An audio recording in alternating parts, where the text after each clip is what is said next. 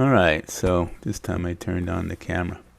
I'm going to show you, for those who are interested, how to have Excel do the fitting for you, or adjusting the fitting parameters to get your residual squared. Now, in our case, the residuals squared are equal to 0. They're not always going to be equal to 0. The residuals should be at the end of a fit, but not the residual squared.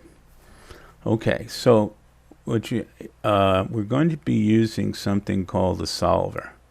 So first thing you need to do is to go up to you have your spreadsheet open, and then go up here to data and see if you have an analyze tab, and if you have data analysis,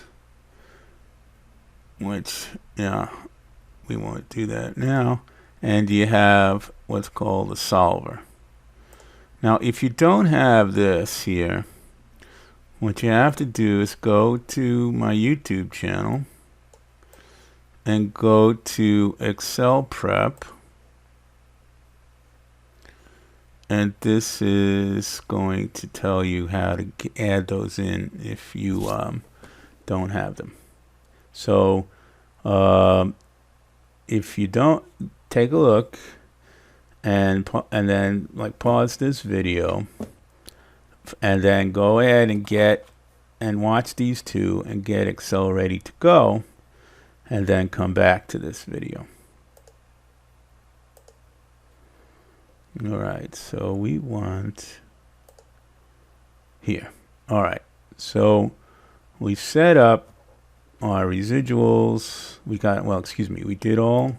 This is all set up. And let's say we just typed in 0 and 0 here. And let's see, right there it is. And oh yeah, so there's our fit lines way down here, and these are in not good shape. So how do we have the Excel do this for us? Now remember, I told you we're going to work with the residuals squared. We can work with the residuals, but it won't always get us the right. Well, let's do it. We can. That's an interesting exercise. So we click on solver, and we want to minimize something. And so let's minimize the sum of the residuals. So we click up here, and we want to minimize the sum of the residuals. And the things that we want to change are the slope and the y-intercept. Non-negative. Oh, we don't want to make them non-negative. So I make sure that's unchecked. And let's tell it to solve. And do not converge. Okay, so this is one of those things where it may have to give it a starting point. So let's say let's see, why don't we give that a -1 for the fun of it, and let's try again.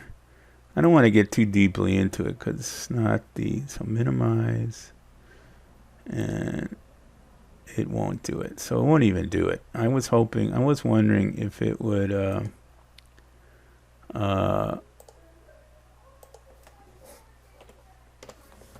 cause that crazy looking one from before, but it's not worth it.